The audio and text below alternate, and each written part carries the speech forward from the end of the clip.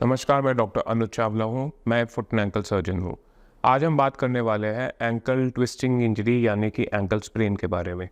तो ankle sprain होता क्या है?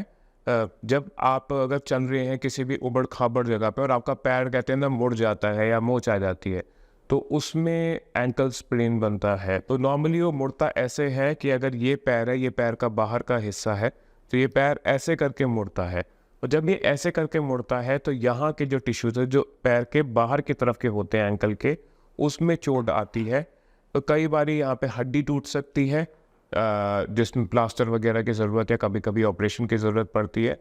लेकिन मैं कहूँगा 80 से 90% केसेस में यहाँ पे लिगामेंट जो होता है वो टूटता है। तो लिगामेंट क्या होता है? बेसिकली एक रस्सी की तरह है जो कि दो हड्डियों को आपस में बांध के रखती है, जिससे कि जो जोड़ है वो स्टेबल रहे, वो जोड़ में ज़्यादा हिलना या लचकना ना आए। तो वो जो लिगामेंट है अगर उसमें इंजरी हो जाती है तो उसको एंकल स्प्रेन कहते हैं।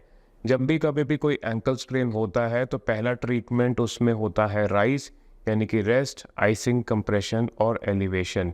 रेस्ट का मतलब है कि हफ्ता 10 दिन का रेस्ट। कई बारी इतने छोटे पीरियड के लिए प्लास्टर भी दे सकते हैं अगर पेशेंट नहीं चल रहा है, लेकिन मेरी फर्स्ट चॉइस कभी भी प्लास्टर नहीं होती है। आई प्रेफर कि पेशेंट को सिर्फ गर्म पट्टी बांध के रखे या क्रेप बैंडेज बांध के रखे, और अगर थोड़ा बहुत रेस्ट कर सकता है तो रेस्ट करे और ज़्यादा चले ना।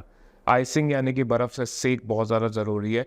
कोशिश करो कि एवरी 1 to 2 आवर, हर 1 से 2 घंटे में 10 से 15 मिनट के लिए आइसिंग करी जाए, ताकि उससे वो एरिया नम भी हो जाए, उसका पेन भी कम हो और स्वेलिंग भी जो है वो भी कम हो।